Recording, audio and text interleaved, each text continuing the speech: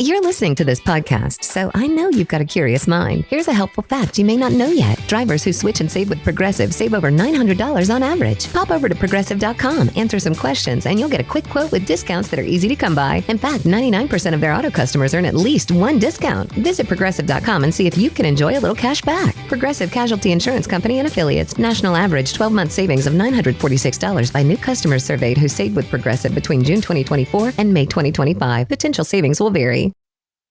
This episode is brought to you by Indeed. Stop waiting around for the perfect candidate. Instead, use Indeed sponsored jobs to find the right people with the right skills fast. It's a simple way to make sure your listing is the first candidates see. According to Indeed data, sponsored jobs have 4 times more applicants than non-sponsored jobs. So go build your dream team today with Indeed. Get a $75 sponsored job credit at Indeed.com/podcast. Terms and conditions apply.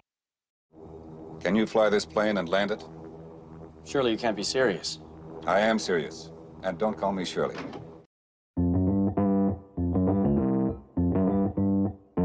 Live from the basement of the YouTube headquarters, it's the Stacking Benjamin Show.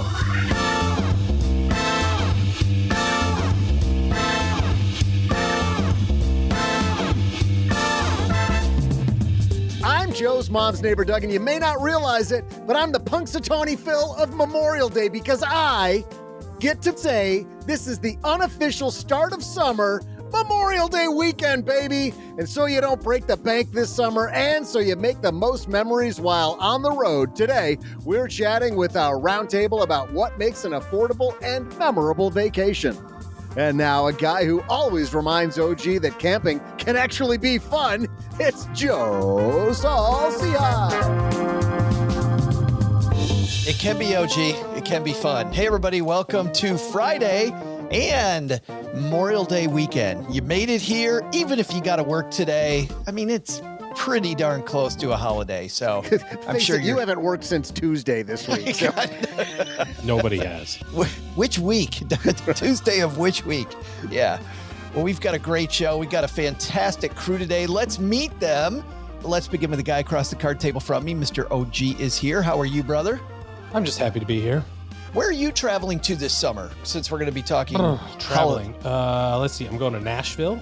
Awesome. I'm going to Tony Paco's in Toledo, Ohio. Toledo, Ohio. Tony Paco's. What's wrong with Tony Paco's? Oh, that's good. There's nothing wrong with it, but the fact that that's your destination, that's a little bit. I'm going to see family, and I will also eat a hot dog.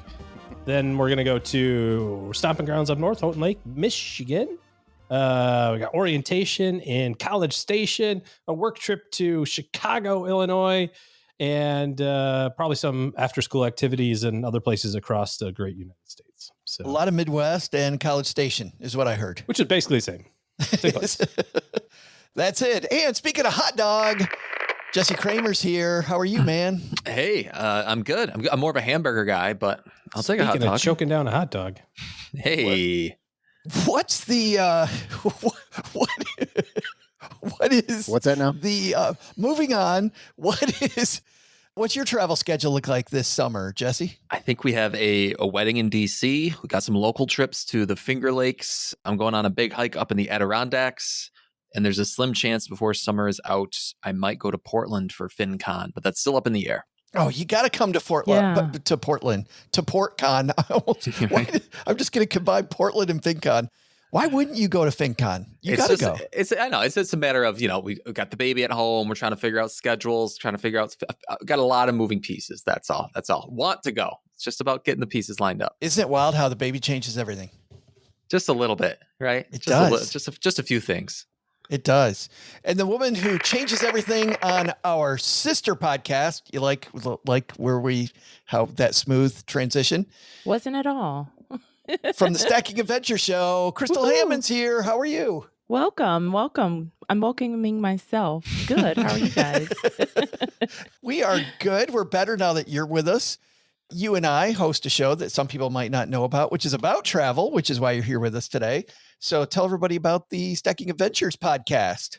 Well, we talk about adventuring. Every traveler has a story. So we share our stories, but my most fun part is sharing your stories too. So we have an episode after we'll cover someplace that we've been with our budget-friendly tips and all the other tips and the things you wouldn't expect and the things you would expect. We hear from our lovely listeners and they tell us, hey, you got it all wrong. This is when you should go, or this is what you should do. So it's really fun. So budget friendly. So OG's never been on the show. Clearly. Not yet. Although We opened it with Doug. That was like our best show. We sure did. And Jesse told us his story about Thailand and a trip to a doctor's office. Yes. Thailand. Wow. On the PP Islands. You haven't lived until you've been to a doctor in the PP Islands. It's true. Yeah. Which It's is true. Crystal, you think Texarkana's not a real place. PP Island, though, is fine. I believe that one, but Texarkana, what is it? The turducken of the Midwest or wherever it is. That's Where is fantastic. Of the South. Maybe, Where I don't is know. it? Well, we're going to have a lot of fun, as you can hear already. Can I tell a teaser, Joe, to get people to go listen to that episode of Stacking Adventures? Yes. Just from my story, all I'll say is that when the Thai doctor on the PP Islands looked inside my ear, he recoiled instantly and said, "There's so much blood." That's the only part of the story I'll tell. You'll have to go listen to the Drama. episode for the rest of it. The drama. Teaser. Suspense. See, he should be on every episode with us, Crystal, the way he can tease stuff. I liked it. The Adventures of True Crime. Part of being a hot dog man, you got to be a bit of a teaser, you know? That is. All right, we're going to talk travel today. What are your best travel tips? How do you plan effectively for travel so you don't break the bank? You end up making travel worth the money. And I'm super excited for us to dive into this. But one last thing before we get rolling today, just none of our contributors are travel experts. These are regular people sharing their thoughts around travel. Certainly, we've got three money savvy individuals here today, but I always think it's really neat to look at not just what the people that love to travel hack are doing, but to what extent is average money conscious people, what are they doing to think more about whether they should use points or their budget? So just a little fair warning there. This is not going to be a travel expert show. This is going to be regular people struggling with the same stuff you are every day. So with that in mind, we've got a couple sponsors that make sure this is free and you don't have to pay for any of this goodness today. We're going to hear from them. And then we are rolling with Jesse, Crystal, and OG on your summer travel plans. You may not know that when we started Stacking Benjamins, it was a blog. And even then, just the startup cost, I remember thinking, is this the right thing? And what if I write things and nobody comes, right? Well, luckily, that didn't end up happening. But starting something new isn't just hard. It's terrifying. There's so much work. You're not sure whether it's going to work out. You're not sure if anybody's going to read it. And then we changed it to a podcast. Is anybody actually going to listen, right?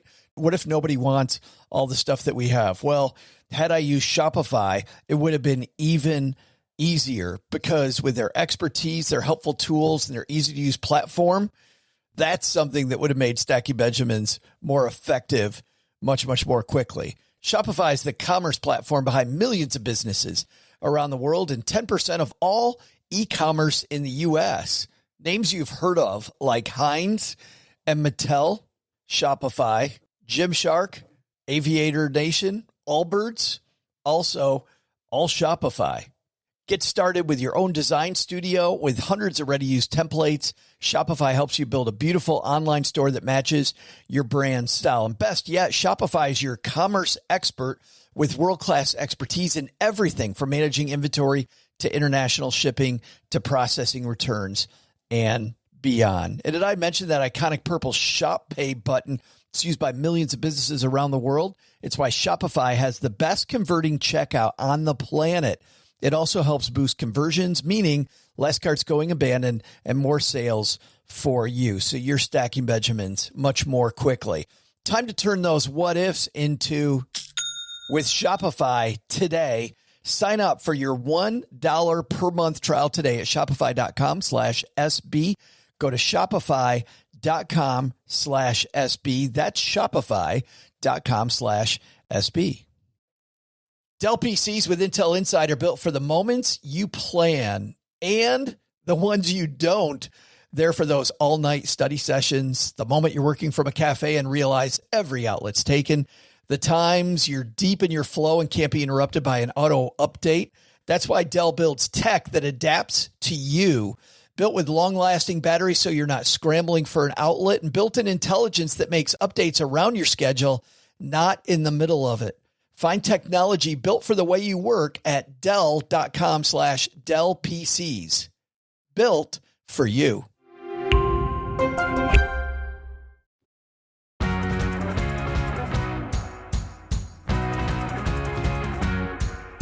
All right, we're going to kind of riff off of a piece I found from nextvacay.com. Doug calls it vacay all the time, I'm sure, don't you? Vacay. That's how the cool kids say it. Yeah, vacay. Okay. Because the word vacation is so long. But nextvacay.com, how to plan a vacation, 12 tips for planning the perfect trip. Crystal, let's start with you. When you're planning that perfect trip, what's first on the list? Is it, I want to go to X place, or I have Y amount of money? Let's see how far that'll take me. Well, it's both. I have a list of places that I want to go. That's what sucks about having the Stacking Adventures show, because after every single call, I am ready to immediately go to every place we just talked about. So that makes it hard. But I do have a list of places that are on my list. And then when they go on sale, that's when I start planning. We'll talk about where you look for the sales later, but what's kind of top of your list right now of those dream bucket list places? The top of the list, Paris. I need a Paris do-over. I also want to see if I can do it for cheaper and do different activities. Oh, you didn't have a good time in Paris last time? No, I did not. Well, I did. I went by myself too, but now I know. I learned a lot about going by myself, and I could have used this show of all the stuff we're about to talk about on the planning front. You kind of did it wrong. I did it completely backwards. Paris is one of my favorite cities. Me too. I can't wait to go back. Fantastic. OG, where do you start at? Or does Mrs. OG go? Here's where we're going next. In the hierarchy of budget or location, we would pick location first. Okay. Yeah, we would say this is what's on the list. This is where we want to go. As a matter of fact, I just started a list of places where I would think about, where I'd see, read an article about something that seemed pretty cool. And, that stuff goes in one ear and out the other. So I actually just started keeping a list of vacation ideas. So we kind of tend to go to the same things over and over again. Generically speaking, we go to the beach, go to the mountains. That's funny. That might change like which mountain we go to or which beach we go to, but generally speaking, it's kind of the same.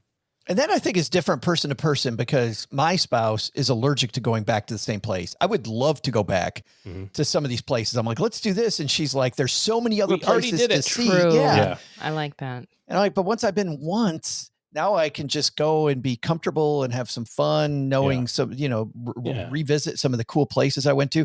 Jesse, where do you start? Do you start with budget or with destination? I think we start with itinerary. We definitely start with itinerary, which is right, a destination. Once we know that, though, then some budget conscious thoughts kick in. But I always envy those people. Like, I know a couple people who they start with very much budget first, and they'll be like, yeah, found a super cheap flight to Denver this weekend. I've never been to Denver. And so on a whim, on Thursday night, I decided I'm taking a Friday noon flight to Denver and just going to go spend the weekend there. And I'm like, that's kind of cool. That's a cool way to live. It's hard to do that with a baby, though. Oh, correct. Yeah. It'll be a while until we can do that. But I think that's a really cool way if especially, if you're the kind of person where either maybe you're a points maximizer, or you like the idea of going to the airport, getting on a plane, of just saying like, I don't really care where I go. I'm just going to go somewhere new and do it cheaply. And that goes back to what OG said. We're definitely new place people, especially if it's like a big trip. If it's just a weekend, like I mentioned earlier, we've got our weekend destinations here in upstate New York of the Finger Lakes and the Adirondacks, whatever, Toronto. But for the big trips, we usually try to do something new every time.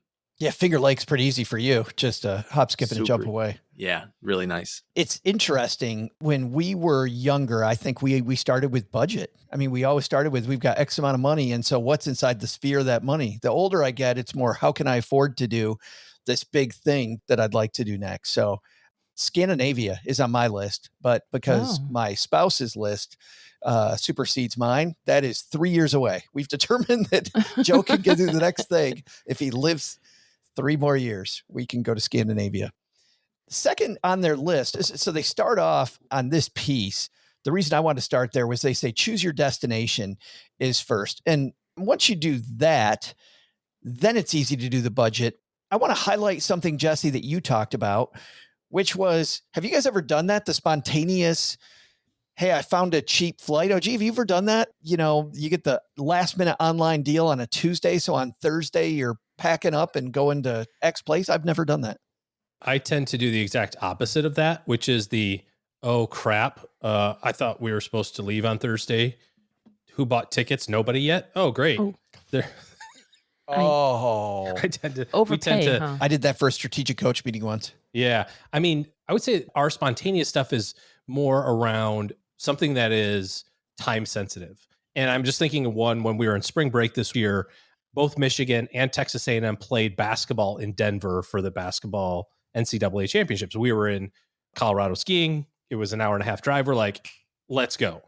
You don't get the best deal on tickets. We drove, we didn't fly, of course, but you know what I mean? Like that would be more of our spontaneous type of trip, a lot less. Let me just play the roll the dice thing. Although I will say when my son was interested at TCU, they have their freshman orientation is called Frog Camp. Makes sense.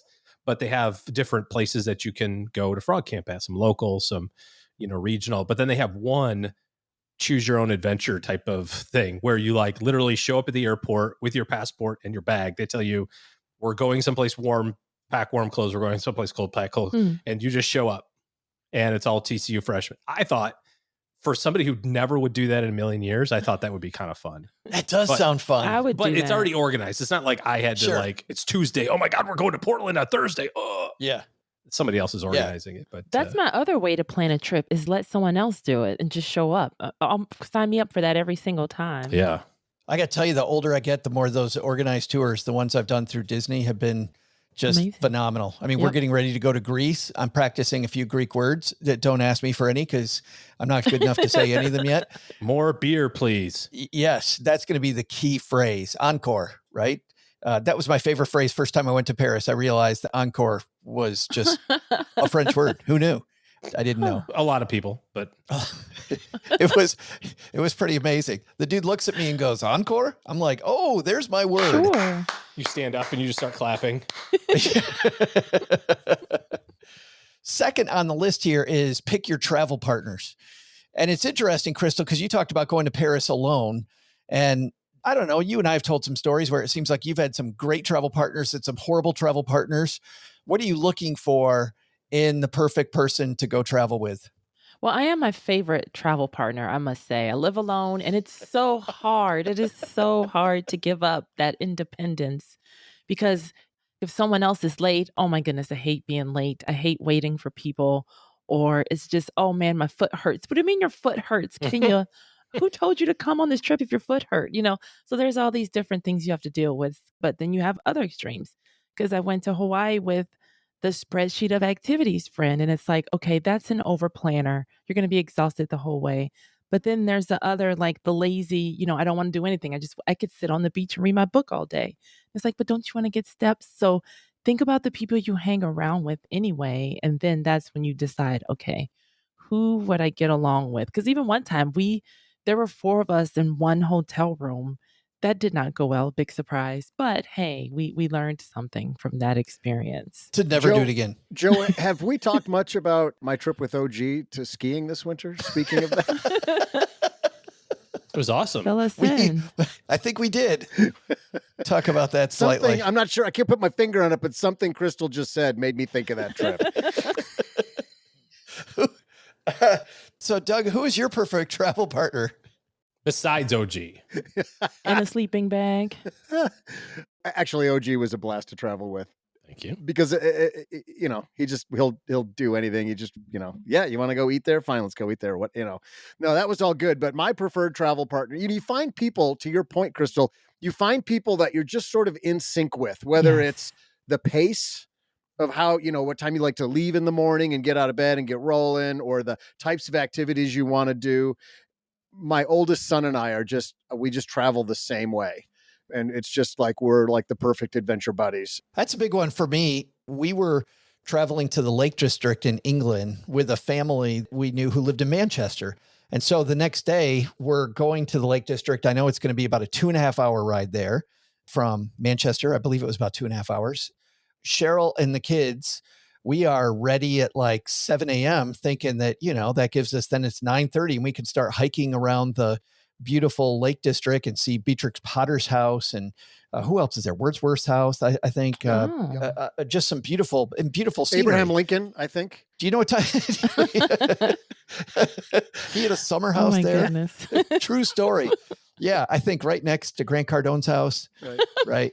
But the people we were traveling with didn't get ready to go till almost 11 a.m. Oh, God. My goodness. It was horrible. I was like, when are we leaving? over. Oh, we just got to do a couple more things. And then we got there and we literally made a beeline for Beatrix Potter's place. And Cheryl's like, so you want to do hiking? Oh, I think we need to get back. I think it's time to get back. We spent as much time on the road as we spent in the Lake District. I can't wait to go back to the Lake District because we didn't hardly see any of So it. frustrating. Without them. Yeah. Yeah. Jesse, are you sitting on the beach? Well, no, I don't think you are sit on the beach person. No, but I loved that Crystal brought this up because it's something I thought about independently, but it totally makes sense that it occurs for most travelers.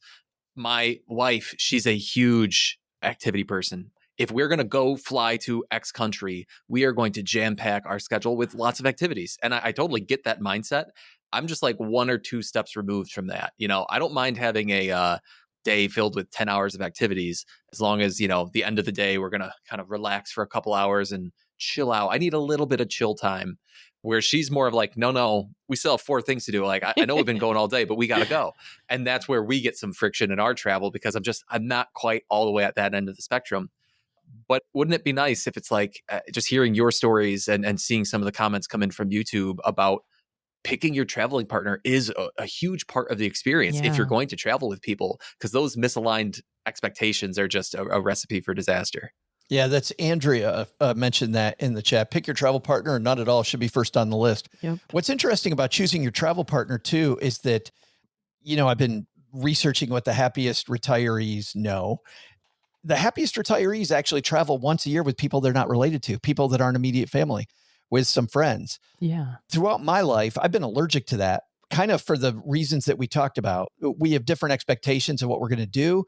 We have one friend who is that spreadsheet person, Crystal, that you talked about. And Jesse, sounds like your spouse kind of is to some degree. And we used to be that. And we kind of have traveled enough now where we're like, you know what? We're going to plan 2 big things a day. And then the rest of it is serendipity. Like whatever happens, we're just going to go to an area and maybe we do nothing. Maybe we do something. We're just going to leave it up to how we feel, spur of the moment. What I also found though was important was having, even when we travel with people who aren't immediate family members, having me time, where it's okay that we're traveling together, but you know what? Cheryl and I are going to go do dinner by ourselves tonight. We're just going to go do the thing. OG, do you travel with people outside the immediate family? Other than Doug, let me just think. Doug's family. Come on. He almost We got certainly kicked out, bickered like out of brothers. the family. Yeah. Oh, you didn't tell me where you were going, young man. Let's see. I don't think that I can place a trip other than an after school activity thing. Nothing that. I do my annual golf thing with all my mastermind group. That's all. Nice. None of that is family. That's 7 other guys. And, we play golf and do some work and some kind of coaching type thing. But is it structured enough that everybody has the same expectation, or do you run into some of the problems of different expectations with these people? That's kind of loaded. We play a lot of golf. I think that's the only thing, because tee times are tee times, right? So it's like, hey, the tee time's at 8, the car's leaving at 7. I can think of one trip where half the group did something and half the group did something different, because travel schedule is upcoming or something. It was like, well, I've got an early flight. I need to do this instead of that type of thing. Yeah. Other than that, no, it's all family or extended family, which is a whole nother world. Let's talk about resources. Crystal, you brought up finding deals before. Jesse, it sounds like your wife is a planner. Let's start with you. What resources do you use when you're researching a new place that you go to? That's a great question. I have to admit, I don't do a lot of that myself. I mean, I'll do some Googling. I guess Google and listicles and those kind of things are a lot of my top resources and reviews that other people have written. But I mean, my wife goes really deep, whether it's like guidebooks. Yeah, she buys that's Cheryl. Cheryl's a guidebook addict. Exactly. She tends to prefer the Lonely Planet guidebooks. Okay. Likes those. Rick Steves guidebooks are pretty good. Fodor's, I would say, is third. Is that how you pronounce that word? Fodor's? Fodor? Anybody know? F-O-D-O-R? I've always said Fodor's. Fodor's? Photo. What are your guys' thoughts on? It's in between 3 and 5 Fodors. What are your guys' thoughts on, like, when you guys travel, do you do the things that are kind of like the must-dos? If you're going to be in Dublin, you must see Temple Bar, or are you like off the beaten path? You're looking for things I go that out of my way to avoid the Temple Bars or any of those things. Exactly. Ugh, Yeah. Hate it. Is that you too, Jesse? You avoid That's my preference. I would much rather go to like a hole in the wall, like a place that has good local culture, but that is not the tourist destination. That's what I want to find. Crystal, how about for you? Well, it depends. Going back to even looking for the deals, I have been on a few Groupon trips where the itinerary was already planned, so I already knew what I was getting into. But I also loved having that tour guide where we hit the classic touristy thing. The big leaning Buddha in Japan and Thailand. They knew what time we needed to go to see it without all the other people being there. And then they also knew to tell us, hey, this is where we eat, like this is what the locals do. This is where there is. So that's what I liked about that Groupon, those two. And they were through the tour group. So Gate 1 is a popular one. Affordable Asia, I think they might have a different name now, but they were the tour group that ran the trip just to see their itineraries and then try to recreate theirs. That's what I end up doing also. Affordable Asia now, I believe, from our story about that a few weeks ago on Stacking Adventures, is part of just Affordable World. Right, that's what it was. Oh, gee, how about for you? On the doing the stuff versus off the beaten path, I don't think we've done anything adventurous enough to have an opinion about this. I would like to think that if I was going somewhere that is some special, like if you're going to Paris, as an example, I want to see the Eiffel Tower. I don't necessarily need to go in it and go up it and whatever. It's like, okay, I don't care about that. But if you were like, oh, everybody sees the Eiffel Tower, we don't need to go see it, I'd be like, well, I'm here. I should probably at least see it, or it's like everybody wants to see the Mona Lisa. It's like, I know, well, there's a reason for that, I suspect. Right. So can I at least just check that box off? I don't have to hang out there forever. So I think I'd probably lean toward wanting to do more of the known knowns, at least on the first kind of go around. And then on travel deals, I'm not the guy to ask on that. We use TripAdvisor a lot. Viator, I think. Crystal, we still can't pronounce that word. I don't know. Say it both ways. Never heard of any of these places. Well, they're the booking people. But I did hear that early on when I was in my travel planning, is that TripAdvisor, you're going to get good sound advice from TripAdvisor. So it's like, check them for their reviews because they have the most dependable and reliable reviews. We've had great luck there. And we're trying to book a cheap but good tour of a walking tour of the downtown area to see kind of what to look at. We've had great luck with Viator. Don't know. Whatever. Both. Whichever it is. Tomato and tomatoes. Yes. We're going to talk about the budget, the spreadsheet. We're going to talk about points programs. We get all that in the second half of today's show. But at the halfway point, we put on the brakes for a moment because we have a year-long competition between OG, Jesse, and Paula. And today, Crystal, you're Team Paula. And that means I've got some good news for you, Hammond, and some bad news. Which one would you like? The news. All right. Well, the good news is Paula, who's normally in last place, is not in last place. That honor goes to Mr. Jesse Cramer right now. He has 3.5. Awesome. Paula has 4.5 points, and OG pulled a little bit further ahead last time with 6 after Jesse and Paula were reeling him in. So today you've got an opportunity to put some heat on OG, which is what we're all looking for, Crystal. This is difficult. Jesse will guess last. Crystal, you'll guess in the middle. OG goes first. So for all that, we need a question to kick off this holiday weekend. Doug, what are we going to talk about today? Well, hey there, Stackers. I'm Joe's mom's neighbor, Doug, and I've been so excited for today's celebration. That's because on today's date, way back in 1896, the father of, wait for it, nylon was born. Wallace Carruthers was working for DuPont when he realized that women's dresses were entirely too long. And what if, he thought, what if he could invent something that would make them want to raise those hemlines? So he created nylon stockings. I'm sure. No? You don't think that's how it happened? Well, consider this fan fiction then, because I'm a huge fan and I'm wearing nylons right now. I mean, because they improve your circulation. Speaking of nylon and being a fan, I'm also a fan of brushing your teeth. Hold on, edit that. I'm a fan of brushing my teeth. I'm not brushing your teeth. And DuPont actually began making nylon to use in toothbrushes beginning in 1938. The stockings, not on sale until 1939. So here's a nylon-inspired question to celebrate old Wallace's Big B Day. How many, I know you see this coming a mile away, but I just got to say it out loud. How many bristles are in the average toothbrush? I'll be back right after I finish counting. 1, 2, 3. Oh, crap, I lost count. 1, 2. He's going to be here all day. Counting the bristles of the toothbrush, nylon, and toothbrushes. You're going first, OG. How many bristles in the average toothbrush? I brush my teeth no less than twice a week, 12 times a year. So I should have a pretty good sense of this. See, I'm just trying to picture. It's about yay big. And you're talking about each strand of nylon is a bristle. Correct. Yes. As it were. I'm just going to pick a nice round number and say 1,000. 1,000 bristles. What do you think of that, Crystal? I'm gonna say, 1,500. 1,500. Thinks there's even more than 1,000 bristles. Jesse, you got 1,000 and 1,500 to the uprights. Mm-hmm.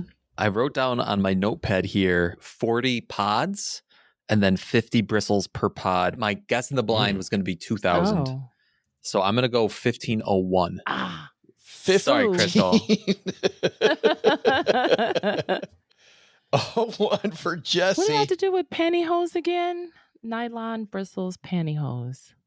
Everything in Doug's world revolves around pantyhose. Great connection. Everything. Yes. Doug loves pantyhose. Well, he heard about nylon being created on today's date in history. So we got 1,000, 1,500, and what was going to be 2,000, it's 1,501. Who's right? We'll be right back. Insurance isn't one size fits all. That's why drivers have enjoyed Progressive's Name Your Price tool for years now. With the Name Your Price tool, you tell them what you want to pay, and they'll show you options that fit your budget. So whether you're picking out your first policy or just looking for something that works better for you and your family, they make it easy to see your options. Visit Progressive.com. Find a rate that works for you with the Name Your Price tool. Progressive Casualty Insurance Company and Affiliates. Price and coverage match limited by state law.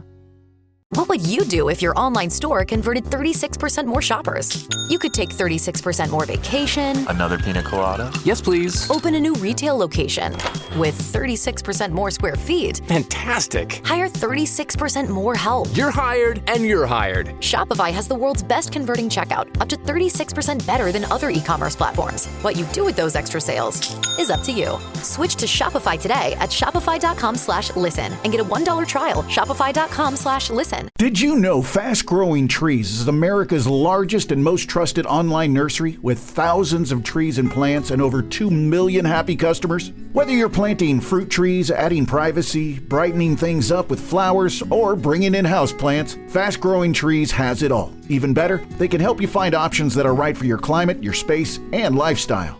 Click Order Grow. Every plant arrives healthy with the Alive and Thrive guarantee straight to your door. So if you're ready to get planting, this is the moment. Right now, they have great deals on spring planting essentials, up to half off on select plants. And listeners to our show get 20% off their first purchase when using the code WWO at checkout. That's an additional 20% off. Better plants and better growing at fastgrowingtrees.com using the code WWO at checkout. Fastgrowingtrees.com, code WWO. Now's the perfect time to plant. Let's grow together. Use WWO to save today. Offer is valid for a limited time. Terms and conditions apply. Go to growingfasttrees.com for details. OG, you opened this up by saying 1,000 bristles, and both Crystal and Jesse thought that's not enough bristles. What do you think? Yeah, I honestly haven't studied it enough. I should brush more. Crystal, you've got from 1,251 to 1,500. So you feeling good now that Jesse capped you? Wait. Yeah, I think he's going to be over by one bristle. There's some confidence. Jesse, how you feeling? You like your 2,000 number still? Yeah, I'm feeling okay. There's a lot of little bristles. They're really small. They're really small. Doug, I believe you made it up to 7 in your count, so we know it's more than 7. Yeah. And Joe, I just listening to you play it back, I wrote down different answers than I just heard you say out loud. So I've got OG at 1,000, and I thought I just heard you say 1,250. No, I said Crystal has from 1,251 up to 1,500. She'll be the winner. Got it. Okay. And then Jesse didn't guess 2,000. Jesse guessed it 1,501. 1,501. He guessed it. Yeah. Even though his thought, B guessed it, I think is the way we say that. Okay. Were you listening with your eyes closed again, Doug? Maybe that's what it was. All right, who's going to win this thing? OG pulling further ahead, Crystal getting Paula closer to OG, or is Jesse going to move into second? Doug, who's the winner? Hey there, stackers. I'm guy who loves popcorn and flossing, Joe's mom's neighbor, Doug. The toothbrush. Apparently this device wasn't well received at first, because if it were, wouldn't they have called it a teeth brush? It's like people only have like one tooth. Luckily, they got to it before that last one was gone, though. Just saved by the day. So today's question, how many nylon bristles are there in the average toothbrush? I'm not going to tell you the answer. I'm going to do OG's favorite part. I will tell you the answer is 1,500 more bristles than OG guessed, 1,000 more bristles than Paula/Crystal guessed, 999 more than Jesse guessed, because the correct answer is 2,500 in the average toothbrush, making Jesse our winner. Aww. Congratulations, Mr. Cramer. Oh. Thank you, guys. Thank He you. was due. Well, you would have been the closest with your 2K answer. He would have. He was going to get it either way. Very, very close. Huh. There's a lot of bristles. That's a ton of bristles. You look at that little, it just doesn't, I don't know how they put 2,500 on that. Also, congrats. Whoever guessed right, you still lose, because who knows that? Well, now you got something to tell your friends all weekend, Crystal. Guess what I know? Yeah. Right. All right, let's talk about the credit card points game, because, Jesse, this can be a minefield for people, right? They hear people successfully doing it. Next thing you know, they got a bunch of credit card debt and these points that are probably not worth the 30% interest they're paying on the credit card. Do you play the points game? So we do play the game, but I guess maybe we don't. We have essentially 2 cards. One that is like very generic, but has a pretty decent reward on anything you can buy. And then one that's specific. And I heard from a couple people I respect who play the points game really hard. And the 2 responses I've heard the most are either you get one credit card that's just generically good no matter what you spend on, or you get one thing that's like great on groceries and gas, and then a second thing that's just generically good. That's our approach. And I know it's not maximized, but this is just one aspect of my financial life that I'm okay not being maximized. Well, why is that? Do you fear that you would get into credit card debt, or it's just too much management for too little squeeze? It's the same reason why I don't clip coupons, Joe. I mean, I think at the end of the day, it's juice for the squeeze. I don't know. At some point for the credit card game, I think people are probably squeezing really hard and not getting that much juice left. And it's where you choose to draw that line personally. Or it's like portfolios, you've been doing some really cool stuff recently, Joe, on the Merriman, like the 10 fund Merriman portfolio. Yeah. I think that's really cool. I think other people, though, in this world are like, just give me one stock fund and one bond fund, and I'll leave the excess return for the birds. It's just different strokes for different folks. Shoot me now. Shoot, man. Those people be wrong, Jesse. They would be way wrong. I know. Nick Clements, who's in the credit card industry, used to advise this before he retired. And Nick said, if you've got a cashback credit card that pays you 2% or better, that's a great place to be. So, Jesse, if yours is a cashback card and gives you 2%, I think you're right. Doug, you use cashback rewards. It's all I use. Yeah, I don't do any travel stuff because I don't travel to all the cool places you guys do. So traveling isn't as much of a priority for me. I wouldn't use them fast enough, and the inflation or deflation, what's the right word, on how the value of the points goes down so often that I just don't think I would be getting the most value out of whatever the percent back is. Crystal, you play the points game to some degree. I do, but it is I play the simple game. I have the one card that I pay off every month, and that's what people get. And that's where people get into trouble. They're trying to do something that they don't understand or chase points that they don't understand. And like you said earlier, Joe, they end up paying that 30% interest on something where, just like what Doug mentioned, that the points get devalued. I do follow a couple people that post every month, hey, if you transfer your points here, it's a 30%, sale for this airline for this month.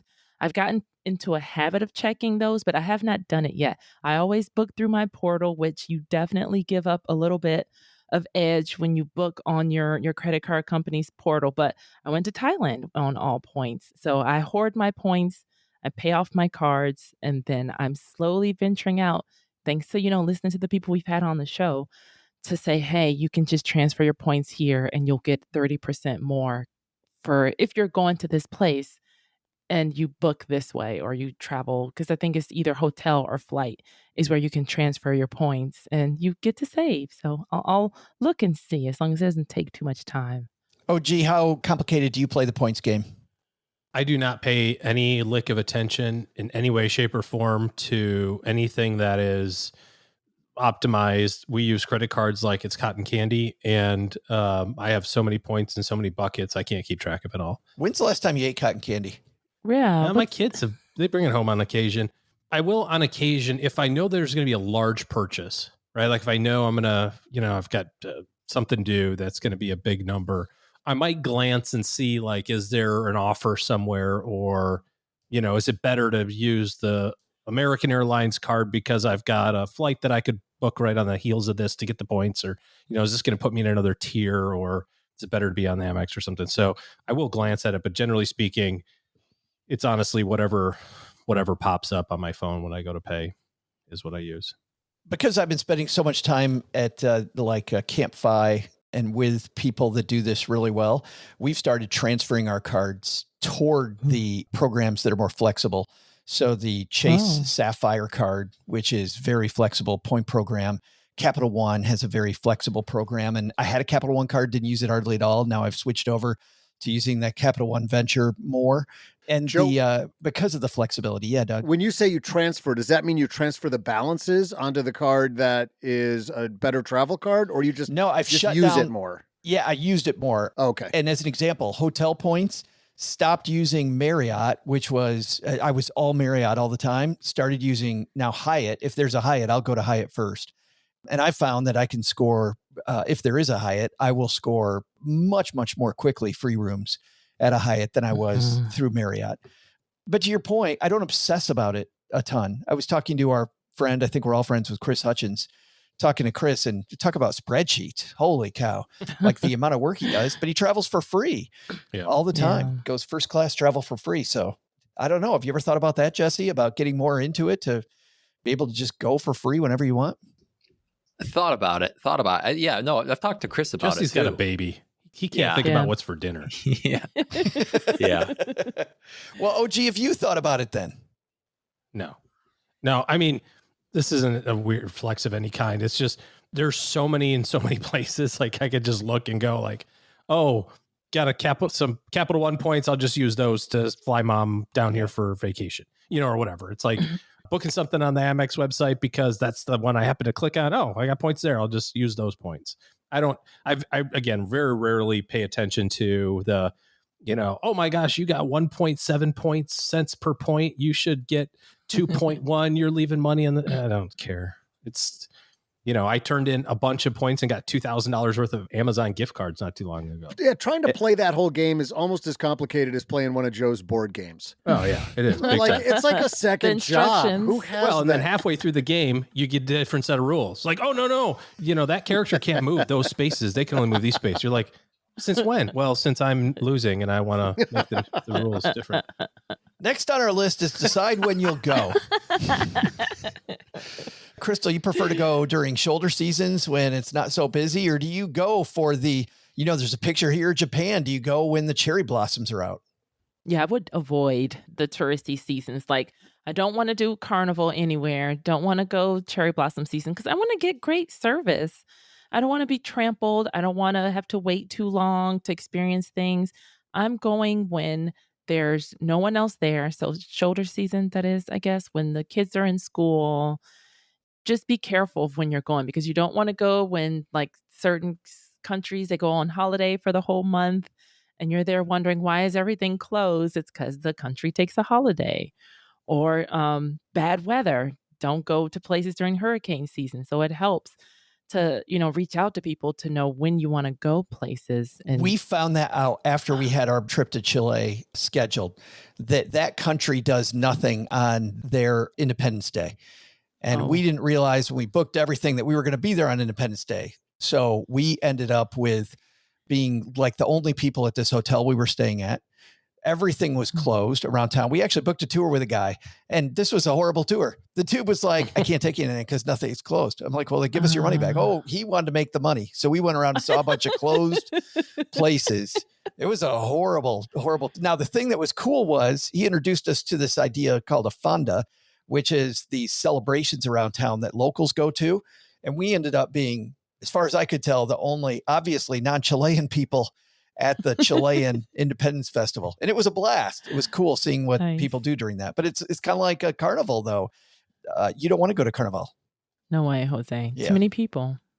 Jesse, shoulder season or go during the time that the good stuff's happening? Definitely shoulder season. I'm not a big crowds person anyway. I'd rather, definitely rather avoid the crowds of other tourists, especially. Tourism's a double-edged sword for a lot of these localities where it's like on the one hand, it's the lifeblood or it's one of the, main drivers of their economy, but then they're kind of losing their local culture because they're overrun by tourists.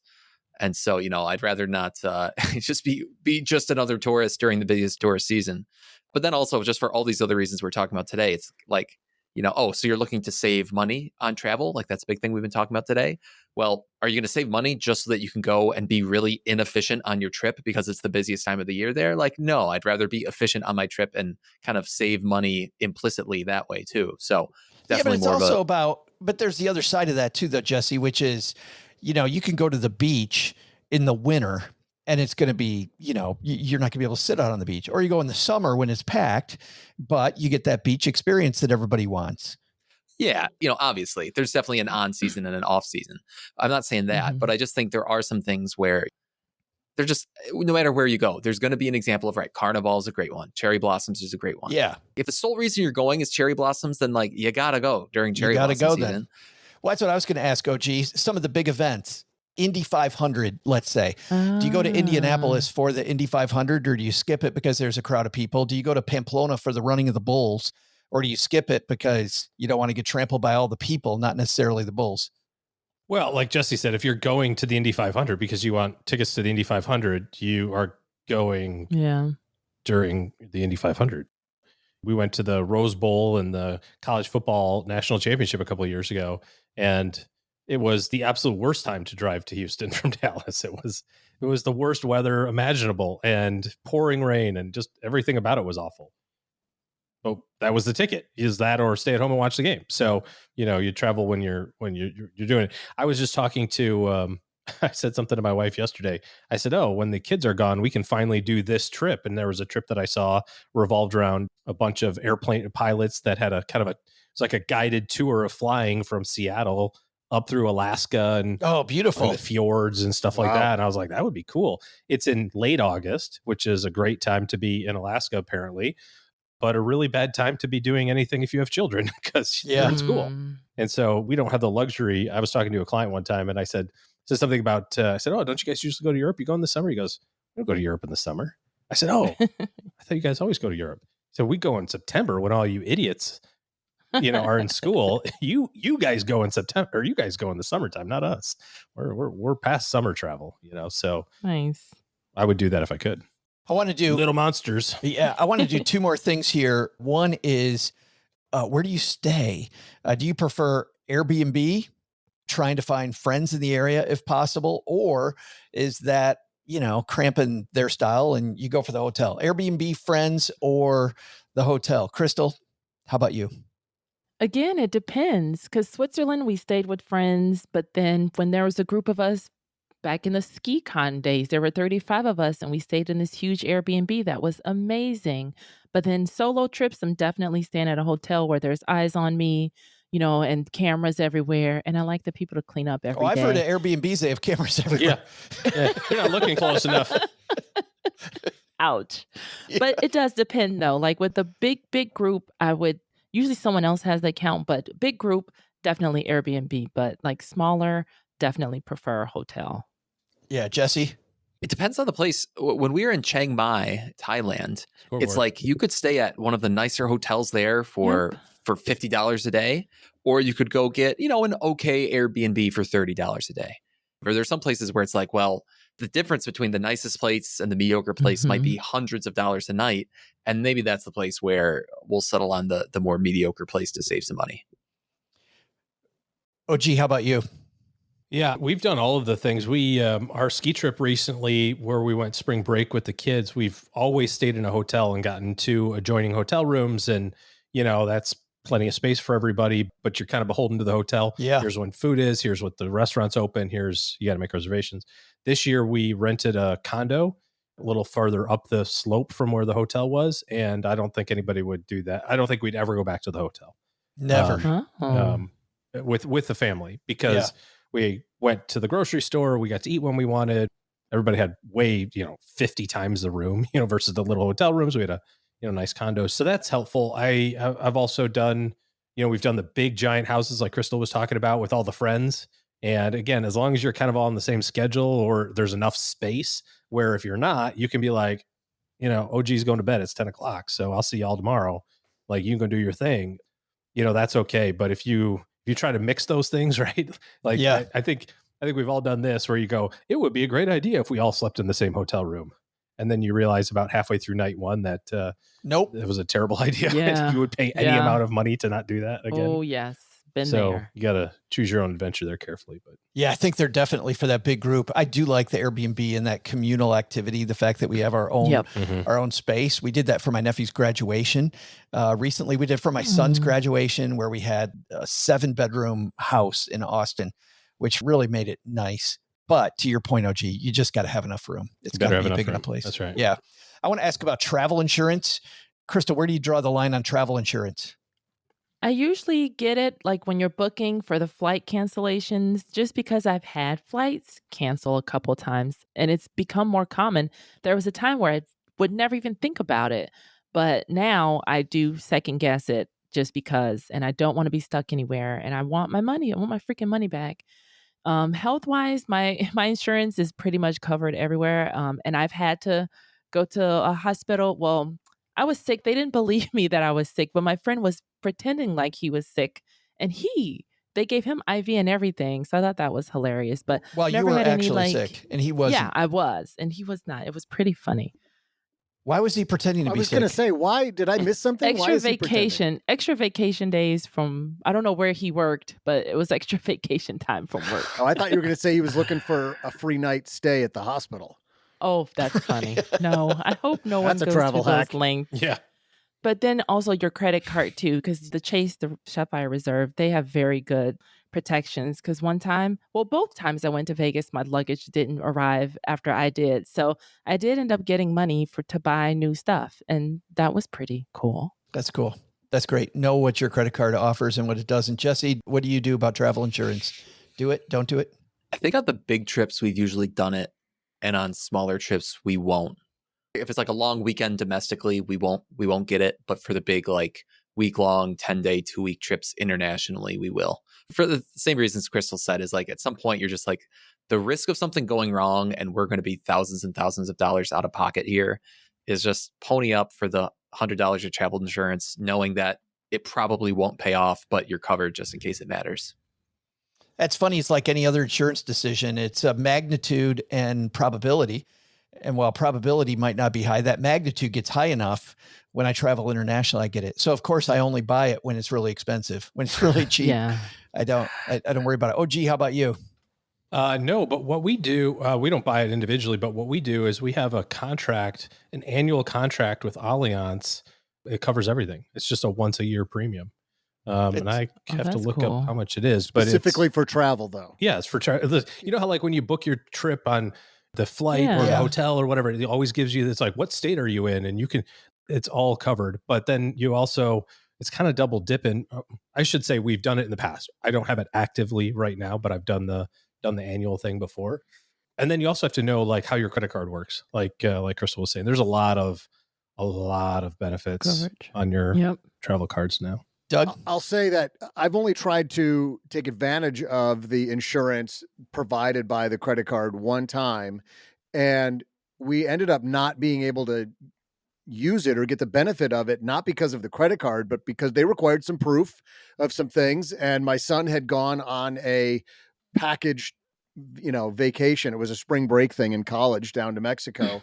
And they needed us to get the credit card, needed us to get proof from the company that organized the whole thing. And that company wouldn't give us what we needed. And I spent so much time trying to deal with that. I just gave up eventually. We just ate the cost. So that sucks. Yeah. So it's not, I mean, every time I book anything now, I think I'm not paying for the extra insurance. I've got it.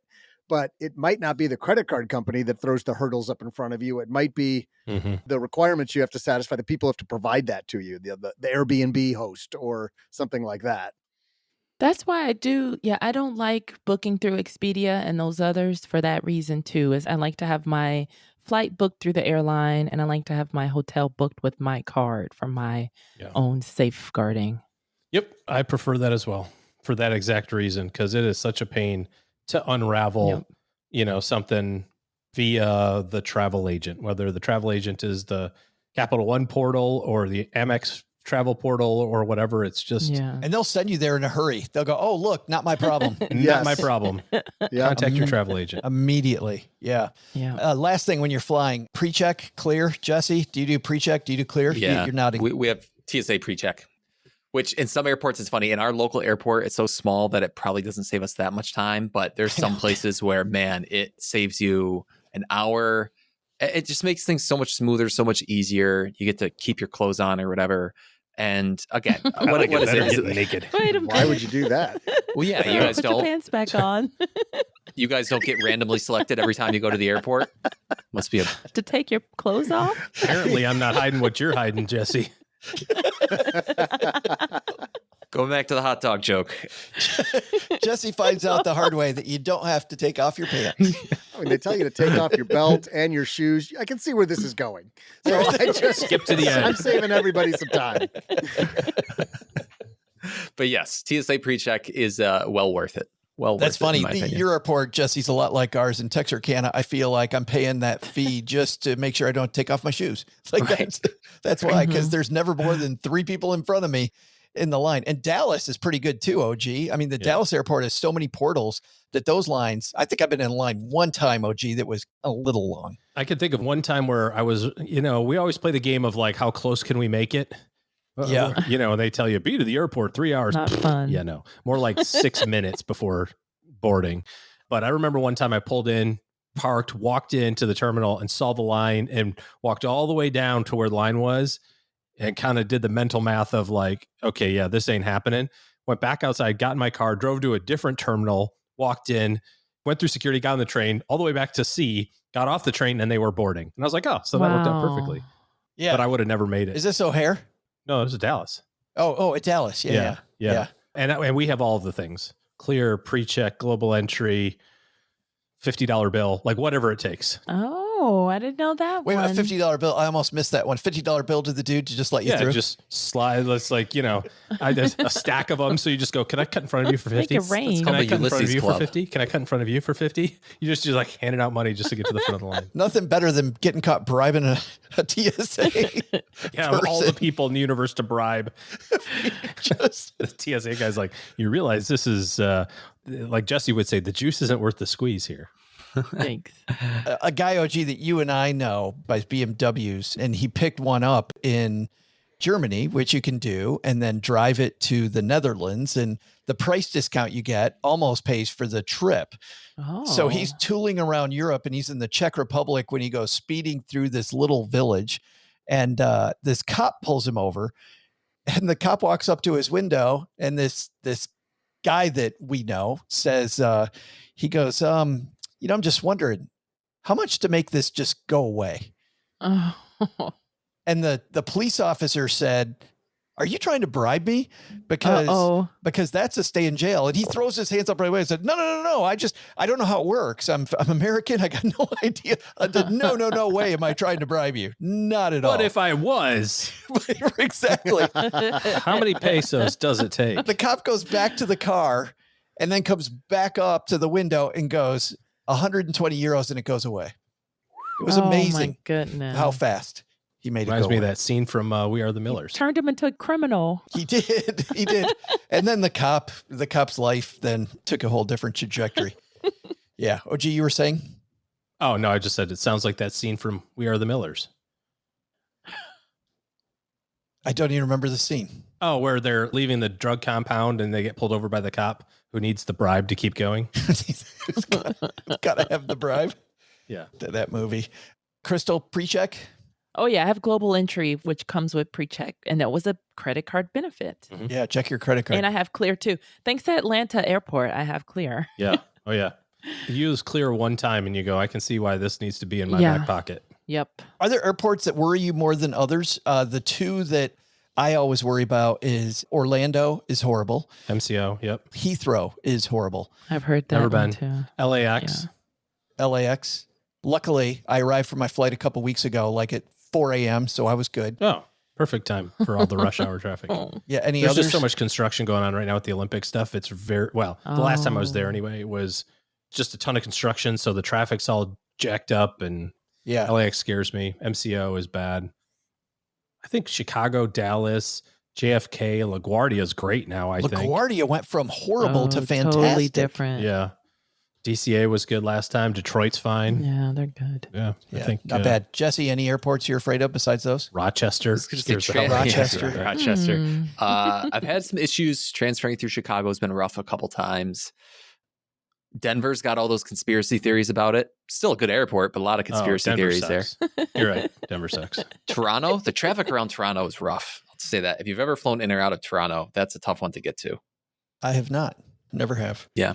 All right. Well, you know what, Stackers? Give us yours. What airports were you? What are your best travel tips? Either put those online on social media, hit us up, or in our Basement Facebook group. We'd love to bring you in on this conversation. Let's help each other travel better this summer. All right. That's going to wrap it for today. Let's find out what all of you are working on. Crystal, thanks a ton for coming over and helping us out. What's coming up on Stacking Adventures? We've got some really, really cool trips coming up that you will hear about. We got Belize on the map. We've got, I can't wait to hear Joe's side of Greece when he gets back. That's also going to be fun. We've got theme parks. What else do we have? We have a lot of fun stuff coming up. So we're going to talk a little bit about Route 66. Yes. Next year's the 100th anniversary, Route 66. Not route, it's Route 66. Yeah. We can't pronounce any of the other words, but we get that one right, Crystal. And that's yes, it. We do. The Stacking Adventures, where Find Your Podcast are. Jesse, what's happening on the Personal Finance for Long-Term Investors podcast? What is happening? We released an episode recently where I took a deep dive on, I think it's called the Ready for Retirement study from Fritz Gilbert, which is a cool study about kind of retiree and pre-retiree expectations. And the way I think of this study is, a lot of people before retirement are worried about X, but then once they retire, they realize they should have been worrying about Y. And I think there are a lot of really cool lessons that we can all take away from that, kind of no matter where we are on our financial journey. But so I took a deep dive into that in a recent episode. It came out pretty well. We're going to also dive into that, but I'd love to hear that episode. And that's it, Personal Finance for Long-Term Investors, where Find Your Podcast are. OG, what you got going on this Memorial Day weekend besides, watching the Indy 500? No, I don't even know that we'll get that in, honestly. This is graduation weekend, so everybody is here. It is a packed house, although it's not because we made everybody stay at hotels, but graduation tomorrow, and Caroline's birthday on Sunday. All Sunday, right. Sunday. Wonderful. Yes. So, fantastic holiday weekend at the OG residence. yeah, come on over. We're a barbecue and pool party and whatever. It's basically a nonstop party from 4 days ago till next Tuesday. Sounds fabulous. Yeah. Let's do it. Doug, We're all invited. I know. Let's get out of here so we can go over to OG's house. What are our big takeaways today? Well, Joe, here's what's stacked up on our to-do list today. First, take some advice from the co-host of Stacking Adventures, Crystal Hammond. Crystal says, choose your travel partners wisely. Hint, it's definitely probably not your spouse. Is that right, Crystal? Is that pretty much what you said? What spouse? Okay. Second, Jesse told us the best way to get the most out of your trip planning is to play the credit card point game. This pretty much summarize it, Jesse?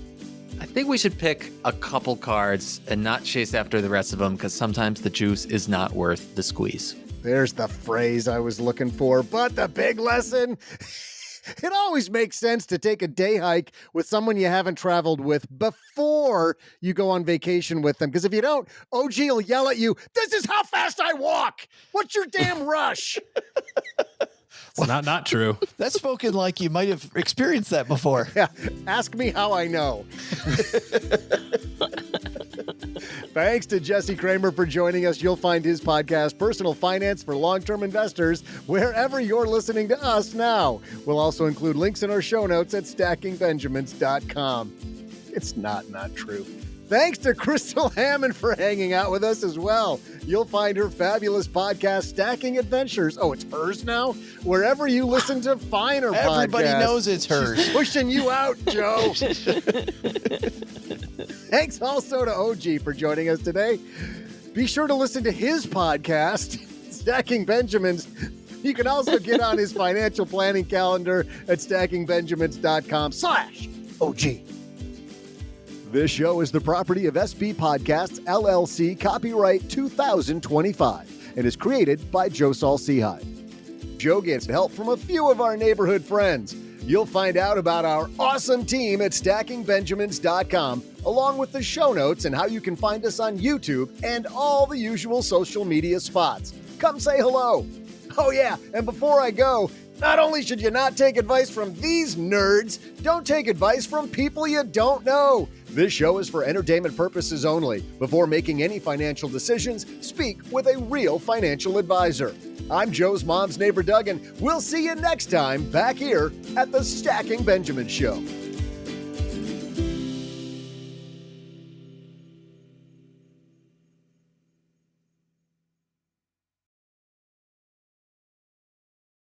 What are you still doing here? The show is over. Go home.